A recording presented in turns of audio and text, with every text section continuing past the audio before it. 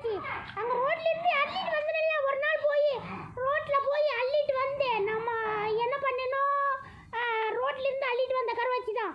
பாருங்கள் இயற்கை எப்படி இயற்கையாக தென்னம்பிள்ளையராக இருக்குது. பாருங்கள் தென்னை மரம் இருக்கா. இதான் எங்கள் தென்னந்தோப்பு, எங்கள் பைரவ தோப்பு. தென்னந்தோப்பு இல்லை ஃப்ரெண்ட்ஸ், இது வந்து பைரவ தோப்பு.